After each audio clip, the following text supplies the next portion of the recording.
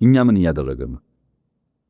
ከአጭር ጊዜ አንጻር የንግድ ቀጠናዎች ቅድም እንዳነሳሁት በተለይ ጅቡቲና እዚህ ሞጆ አካባቢ በስፋት እየሰራን ነው።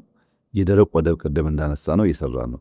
ድሬዳዋ ላይ ሞጆ ላይ ፍሪ ትሬድ ዞን አለ፣ ባቡር አለ፣ ሃይዌይ አለ፣ ድራይ ፖርት አለ።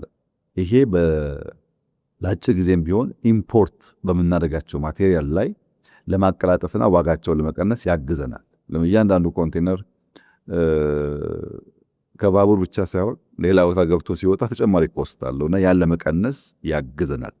ከረጅም ጊዜ አንጻር ግን ኢትዮጵያ የባህር በር ባለቤት ካልሆነች አታድግም ብቻ ሳይሆን ሰፈሩ አይለወጥም፣ ሰፈሩ ሰላም አያገኝም፣ የዓለም ንግድም ይስተጓጎላል።